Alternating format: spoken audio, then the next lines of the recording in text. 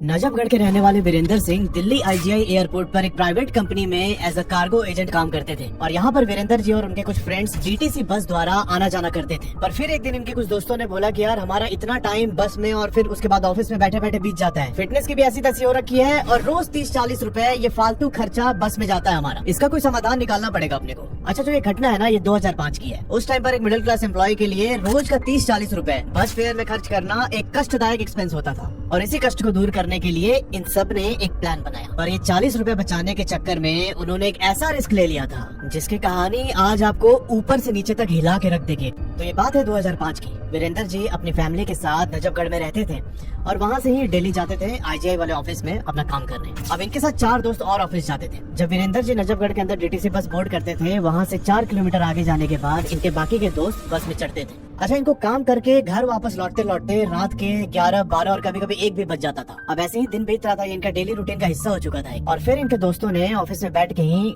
Discussion start किया कि यार इतना टाइम हम बस में स्पेंड कर देते हैं, घर पहुंचते पहुंचते 12-1 बज जाते हैं, अपने लिए तो टाइम ही नहीं है, हमारी फिटनेस भी ऐसी हो रखी है एकदम बेकार सी। तो क्यों ना हम लोग एक साइकिल खरीदते हैं, रोज साइकिल से ऑफिस जाया करेंगे और ऑफिस से वापस घर आएंगे, इससे अपनी फिटनेस भी ठीक रहेगी और इसी बहाने हम ऑफिस में बोल सकते हैं कि हम तो साइकिल से घर जाते हैं तो हमें जल्दी छोड़ भी दिया जाएगा। ये पूरा प्लान फिगर आउट करके सबने अपने अपने लिए एक साइकिल खरीद ली।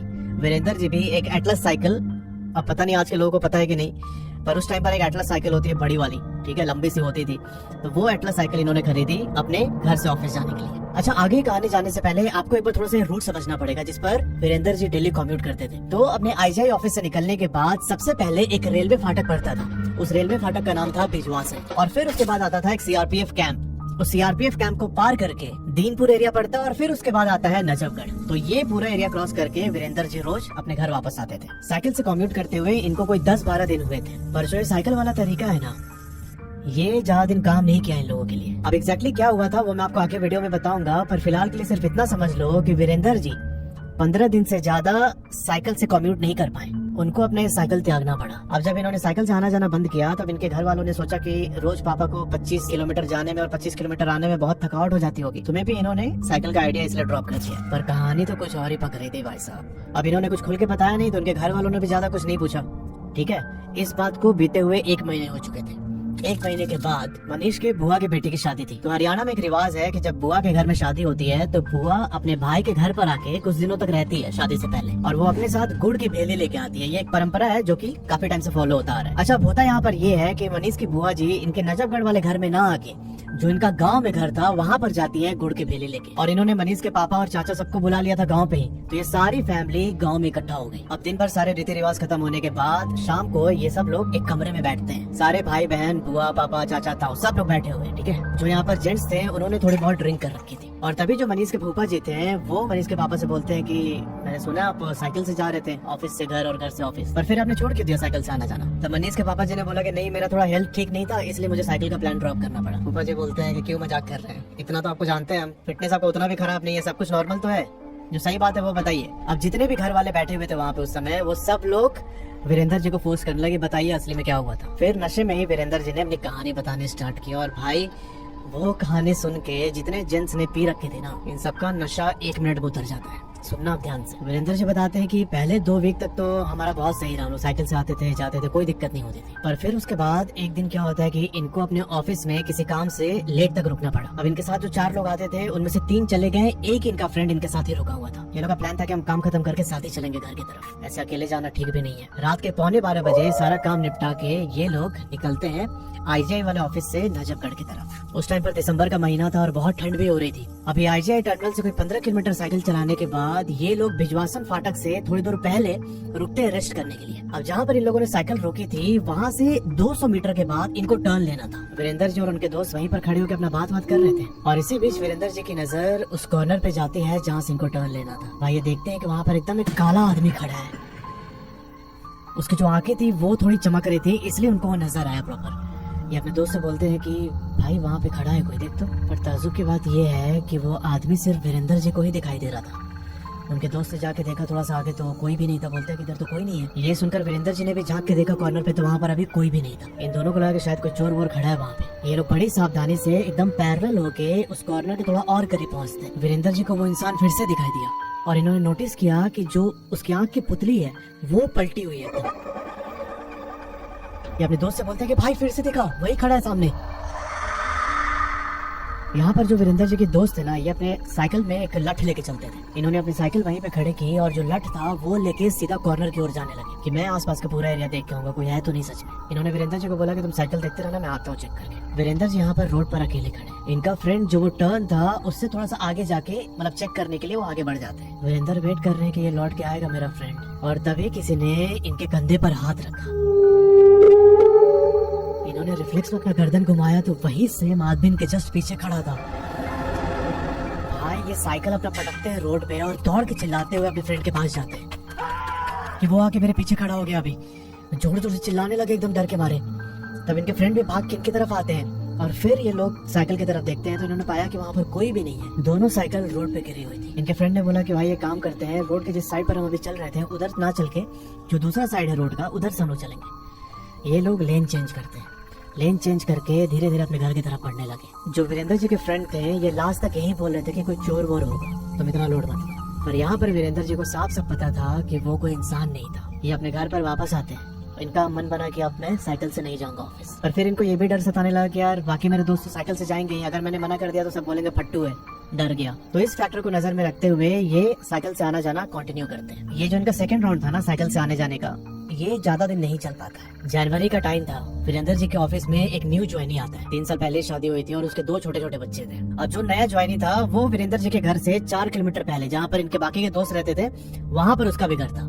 ठीक है, और ये अपनी मोटरसाइकिल से डेली कम्यूट करता था ऑफिस से घर और घर से ऑफिस। अभी उस न्यू ज्वाइनी को ऑफिस में आए हुए 7 दिन हुए थे बस। एक रात काम खत्म करके कोई 11:45 के आसपास ये निकलता है ऑफिस से घर जाने के लिए। दिल्ली की सर्दी और भयानक धुंध थी। उस समय इतना पॉल्यूशन भी नहीं था तो अच्छा खासा फॉग होता था। विजिबिलिटी कम होने के कारण ये धीरे धीरे अपनी बाइक आगे बढ़ा रहा था। और इसी दौरान जब ये आदमी बिजवासन रेलवे फाटक के पास पहुंचा तो इसे दिखाई देता है कि वहाँ पर साइड में एक औरत और एक आदमी खड़े हैं।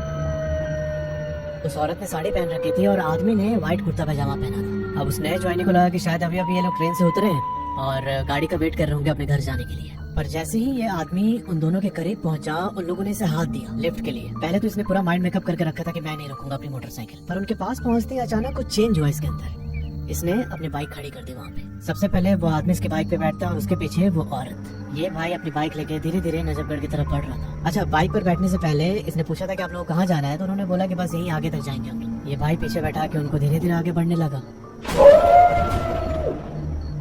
घना कोहरा हो रखा है एकदम। कोई 2-2.5 किलोमीटर चलने के बाद इसने फिर से पूछा कि आप लोगों को जाना कहाँ पे, कहाँ उतरिएगा आप लोग। तो पीछे से कोई भी रिस्पॉन्स नहीं आता है। उस नए ज्वाइनी ने एक चीज और नोटिस किया कि वो दोनों आपस में भी एक दूसरे से बात नहीं कर रहे हैं। इस लगा कि शायद अभी ठंड बहुत ज्यादा पड़ रही है तो ये लोग उसी चक्कर में चुप होके बैठे। बाइक चलती जा रही थी और थोड़ी देर में नजफगढ़ वाला नाला आ जाता है। अब वो नाला क्रॉस करने के बाद वहाँ पर एक छोटा सा कस्बा आता है। ये लोग उस कस्बे पर भी नहीं उतरे। अब इस नए ज्वाइनी को लगा कि कहीं ऐसा ना हो कि इनको नजफगढ़ जाना हो और इनको ड्रॉप करने के चक्कर में मुझे वहाँ तक जाना पड़ेगा बाइक से, क्योंकि इसका घर तो नजफगढ़ से 4 किलोमीटर पहले ही था ना। तो सिर्फ उनके लिए ये नजफगढ़ जाने के मूड में नहीं था बिल्कुल भी। ये थोड़ा झुंझला के फिर से पूछता है कि कहाँ उतरिएगा आप लोग। तब जो आदमी बैठा था पीछे वो बोलता है कि बस यहीं आगे तक जाएंगे थोड़ा सा। ये बाइक चलाता जा रहा था। अब सीआरपीएफ कैंप 3 किलोमीटर दूर था उस जगह से। और तभी जो वो औरत थी पीछे वो बोलती है कि बस यही रोक दीजिए मोटरसाइकिल, मुझे यहीं पे उतरना है। पर जिस जगह इसने रोकने के लिए बोला वहाँ पर आसपास कोई भी कस्बा नहीं था। जो नियरेस्ट टाउन था वो 1 किलोमीटर दूर है। लेकिन उस जगह पे रोड पे जो लाइट लगी रहती थी वो जल रही थी तो उजाला था अच्छा खासा। बाइक वाले ने ज्यादा सवाल नहीं किया, इसने मोटरसाइकिल चुपचाप वहीं पे खड़ी कर दी। जब वो लेडी मोटरसाइकिल से नीचे उतरी तब इन्होंने पूछा कि यहाँ पर तो आसपास कोई कॉलोनी नहीं है, कहाँ जाएंगे आप इस समय। यहाँ पर उस औरत ने कुछ भी जवाब नहीं दिया। ये इसकी बात को इग्नोर करके चुपचाप आगे की ओर बढ़ने लगी।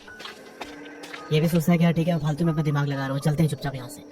ये धीरे से मोटरसाइकिल आगे बढ़ाता है और अचानक इसकी नजर अपने रियर व्यू मिरर पर पड़ती है। ये भाई देखता है रियर व्यू मिरर में कि उस औरत के पैर उल्टे हैं।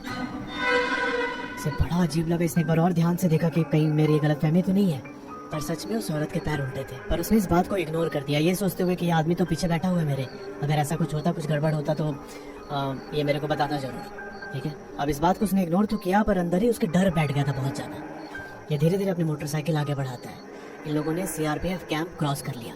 सीआरपीएफ कैंप क्रॉस करने के 300 मीटर के बाद जो पीछे आदमी बैठा था वो बोलता है कि आप मोटरसाइकिल रोक दीजिए, मैं यहीं पे उतरूंगा। जो न्यू ज्वाइनी था उसे लगा कि शायद यहाँ पर सीआरपीएफ कैंप में कोई इनका रिलेटिव रहता होगा, क्योंकि उधर से नीचे की ओर एक रास्ता जा रहा था। तो वो आदमी जब मोटरसाइकिल से उतरता है तो उस नीचे वाले रास्ते की ओर जाने लगता है। पर जो ये न्यू ज्वाइनी था ना, इसके दिमाग में वो औरत वाली बात बैठ चुकी थी। वो भूल नहीं पा रहा था कि मैंने अभी क्या देखा। इसके दिमाग में चल रहा था कि यार वो आदमी इतने टाइम से उसके साथ रेलवे फाटक पर खड़ा था, ये पीछे भी बैठ के आया, तो इसे थोड़ा बहुत तो कुछ तो आइडिया होगा, कुछ तो एहसास हुआ होगा इससे। इसने उस कुर्ता पैजामा पहने हुए आदमी को आवाज लगाई कि एक मिनट सुनिएगा जरा। वो आदमी अपने रास्ते जा रहा था चुपचाप। इसने आवाज लगा के उसको बुलाया। वो चल के इनके पास आता है। इसने पूछा कि आपको वो औरत देखा आपने ध्यान से, कुछ अजीब नहीं लगा? उस आदमी ने बोला कि नहीं, मुझे तो कुछ ऐसा अजीब नहीं लगा, क्या हो गया? तो बोला कि आपको कुछ एहसास नहीं हुआ? तो उस आदमी ने बोला कि आप क्या बोलना चाहते हैं, साफ साफ बोलिए ना। तब वो न्यू ज्वाइनी बोलता है कि आपने ध्यान दिया उस औरत के पैर उल्टे थे। ये बात सुन के जो वो आदमी था इसकी ओर देखता है 4-5 सेकंड तक, फिर इसने 2 कदम पीछे लिया और बोलता है कि तो क्या हुआ, पैर तो मेरे भी उल्टे हैं। अब बाइक वाले के दिल की धड़कन मानो ये जवाब सुन के थम से गई एकदम। ये बेहोश होके वहीं पे गिर जाता है। पूरी रात ऐसे ही बेहोशी की हालत में पड़ा रहा। अगले सुबह को गांव वाले ने आके उसे उठाया और हॉस्पिटल में एडमिट किया। हॉस्पिटल में जाके 3-4 दिनों तक ये ना लगातार यही बड़बड़ाते रहा कि वो औरत, उसका उल्टा पैर था। इसने अपने कोलिग्स को जो गए थे उसे देखने के लिए उससे पूरी कहानी बताई और फाइनली 4 दिनों के बाद उस न्यू ज्वाइनी की हार्ट अटैक से डेथ हो जाती है। काश उसने उस आदमी को बुला के औरत के बारे में पूछा ना होता। अब ये खबर आग की तरफ फैल गई पूरे ऑफिस में और उस दिन के बाद से जो वीरेंद्र अंकल थे इन्होंने परमानेंटली साइकिल से आना जाना छोड़ ही दिया था। ये अपने पुराने रूटीन पे आ गया, बस में बैठ के ऑफिस जाना, ऑफिस से घर आना। अब ये पूरी स्टोरी पढ़ने के बाद मैंने मनीष भाई से पूछा कि भाई वो मतलब किसकी स्पिरिट थे, क्या बैक स्टोरी है? तो उन्होंने बोला कि जो वो बिजवासन रेलवे फाटक का एरिया है वहाँ पर पहले बहुत सारे लोगों ने सुसाइड किया हुआ है और सेम जो नजफगढ़ वाला ड्रेनेज है, जो नाला है, वो वहाँ पर मर्डर करके लोगों की बॉडीज फेंक दी जाती थी।